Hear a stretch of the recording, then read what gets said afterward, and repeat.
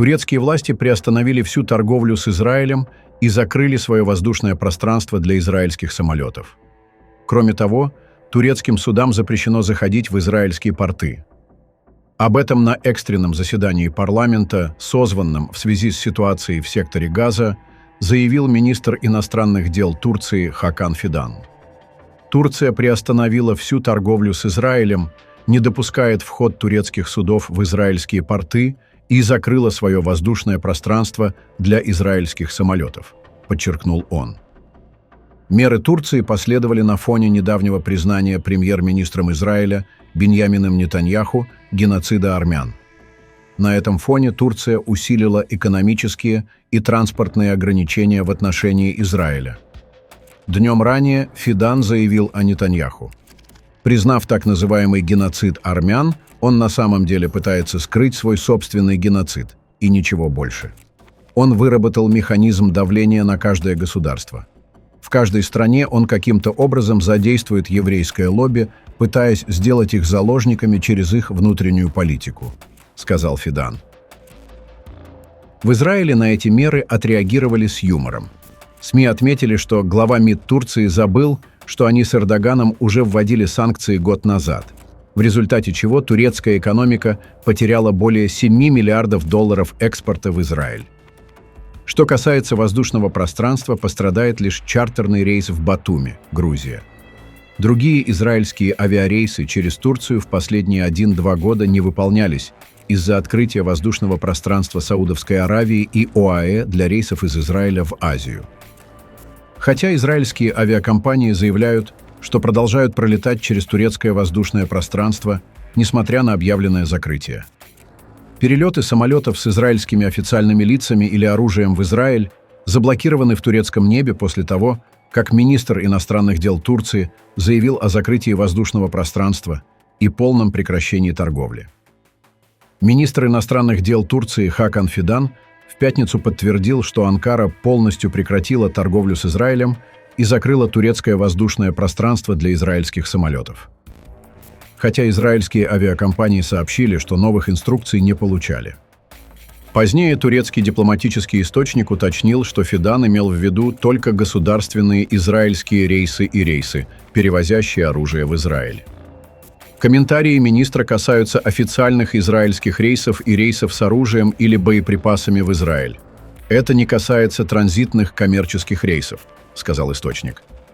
Это уточнение последовало после того, как израильские официальные лица сообщили The Times of Israel, что считают заявление Фидана неточным и фактически описывающим действия Турции, которые уже были предприняты против Израиля в связи с войной против Хамас в Газе. Мы полностью прекратили торговлю с Израилем, закрыли наши порты для израильских судов и не позволяем турецким судам заходить в порты Израиля, заявил Фидан на экстренном парламентском заседании по поводу атак Израиля на сектор Газа. Мы не позволяем контейнеровозам с оружием и боеприпасами заходить в наши порты и самолетам, входить в наше воздушное пространство, добавил он, не уточнив деталей. Фидан также сообщил, что Турция готовится к авиационной доставке гуманитарной помощи в Газу. Наши самолеты готовы. Как только Иордания даст согласие, мы сможем действовать, сказал он депутатам. Израильское правительство пока не комментировало заявления Фидана, которые последовали на следующий день после сообщения саудовского издания «Аль-Хадат» о том, что в ходе израильского рейда в районе Дамаска ночью со среды на четверг были уничтожены турецкие разведывательные устройства, предназначенные для наблюдения за Израилем. В ответ на заявление Фидана Хамас призвал Турцию, а также арабские и исламские страны усилить карательные меры против Израиля и разорвать все связи с ним и работать над его изоляцией, чтобы заставить прекратить так называемый геноцид и разрушение Газы. Несмотря на заявление Фидана, израильские самолеты в пятницу продолжали использовать турецкое воздушное пространство и не получили инструкций действовать иначе, сообщает Army Radio. После сообщений о решении Турции закрыть свое воздушное пространство для израильских самолетов, авиакомпания Arkia находится в контакте с соответствующими властями, сообщила The Times of Israel. На данном этапе никаких операционных инструкций не поступало. Авиакомпания «Исраир» также заявила, что воздушное пространство не закрыто. Наши рейсы выполняются по расписанию без изменений, и мы регулярно контактируем с гражданской авиационной администрацией, сообщили в авиакомпании. Источники в судоходстве ранее сообщили Reuters, что турецкие портовые власти начали неофициально требовать от судоходных агентов письма с подтверждением, что суда не связаны с Израилем и не перевозят военные или опасные грузы для страны. Источник также сообщил, что суда под турецким флагом будут запрещены к заходу в израильские порты. Хай Эйтан Коэн Янарачак, эксперт по Турции из Центра Ближнего Востока и Африки имени Моше Даяна, при Тель-Авивском университете, тем не менее, счел последнее заявление Фидана достоверным и драматичным. «Турция применяет стратегию постепенного наказания Израиля», — сказал Янарачак. Когда Израиль объявил о намерении начать вторжение в город Газу, Анкара ввела морские санкции, запрещающие израильским судам заходить в турецкие порты.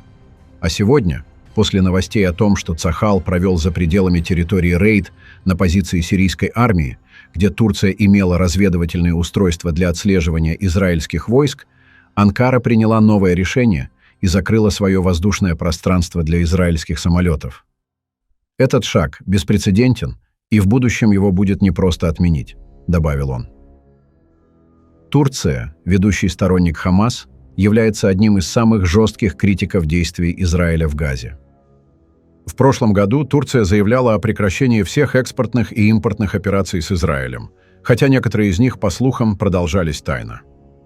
В 2023 году торговый оборот между двумя странами составил 6 миллиардов 800 миллионов долларов. Турция была пятым по величине источником импортируемых товаров для Израиля. Израиль и Турция имеют соглашение о свободной торговле с середины 90-х годов XX века, которые сейчас аннулируются. Стамбул также долгое время был популярным направлением для израильских туристов, многие из которых летали Turkish Airlines и использовали аэропорт Ататюрк как более дешевый вариант для пересадок в Европу и другие регионы. До резни Хамас на юге Израиля 7 октября 2023 года, которая стала спусковым крючком войны в Газе, Turkish Airlines была четвертой по величине авиакомпанией в аэропорту Бен-Гурион. В апреле турецкие авиаперевозчики отказались от своих слотов в аэропорту. Отметим, что парламент Турции призвал приостановить членство Израиля в ООН. Парламент Турции единогласно принял резолюцию, в которой действия Израиля в секторе Газа названы преступлением геноцида. Основные требования. Первое – приостановить членство Израиля в ООН и других международных организациях. Второе – прекратить военные и торговые отношения с Израилем.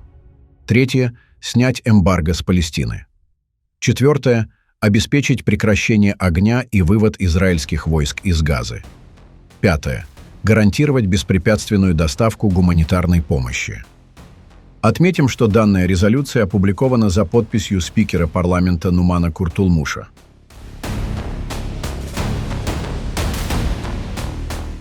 Нетаньяху вспомнил о признании геноцида армян в тот момент, когда почувствовал давление со стороны Турции. Признание со стороны премьер-министра Израиля Биньямина Нетаньяху, хотя и является значимым событием, вряд ли сможет кардинально изменить внешнюю политику Израиля, израильско-армянские отношения или сотрудничество Израиля с Азербайджаном и Турцией. Ранее ни один из израильских лидеров не делал столь четких заявлений. Причина, по которой это произошло именно сейчас, связана с военными действиями израильской армии в секторе Газа и длительным кризисом, в котором Турция занимает выраженную антиизраильскую позицию. Критика со стороны Анкары достигла уровня, когда Турция официально обвиняет Израиль в совершении геноцида в секторе Газа. Признание геноцида армян было сделано в контексте, когда Израиль стремился лишить Турцию морального права обвинять в геноциде других народов. Премьер-министр Израиля таким образом обращает внимание на историческую ответственность самой Турции. Турция до сих пор не признала собственные преступления, связанные с геноцидом армян, греков и других народов, и не выплатила компенсаций, а обвинения в адрес Израиля нередко сопровождаются использованием международного давления. Различные формы признания геноцида – парламентские, правительственные или символические – имеют разное влияние и эффект. Спустя более века после событий 1915 года ни одна форма признания не гарантирует серьезных политических изменений. Любое признание может иметь моральное, психологическое или пропагандистское значение, либо использоваться для давления на Турцию. Однако полностью реалистично ожидать изменения позиции Анкары в этом вопросе нельзя, поскольку государство, совершившее геноцид, должно не только признать преступление, но и компенсировать его последствия, чего Турция до сих пор избегает.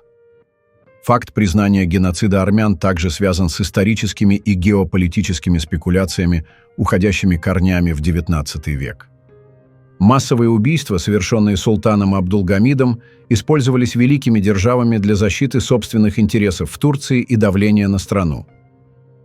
Независимо от того, кто управлял Турцией, султан Абдулхамид, младотурки, кемалисты или современное правительство, механизм давления оставался неизменным. Турция, выбрав путь евроинтеграции с 1980-х годов, не может получить статус кандидата в члены ЕС, и периодически вопрос о геноциде армян используется для давления на Анкару, лишая ее перспектив членства и затрагивая вопросы компенсации армянам. Поэтому нельзя возлагать серьезные ожидания на признание геноцида отдельными странами.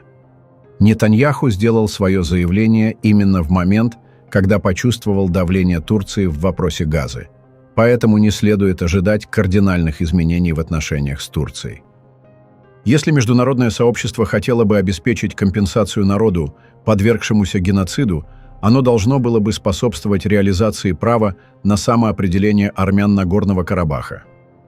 На практике страны, активно участвовавшие в признании геноцида, такие как Франция, США и Россия, оставались наблюдателями за событиями в Карабахе, не обеспечивая реальной компенсации пострадавшим армянам. Премьер-министр Израиля Биньямин Нетаньяху заявил, что лично признает геноцид армян.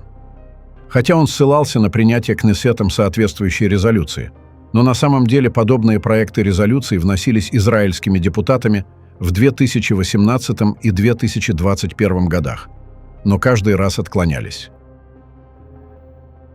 Оставляйте комментарии с вашим мнением, участвуйте в обсуждениях и подписывайтесь на наш канал, чтобы всегда быть на шаг впереди и следить за всеми важными новостями мира и региона Ближнего Востока.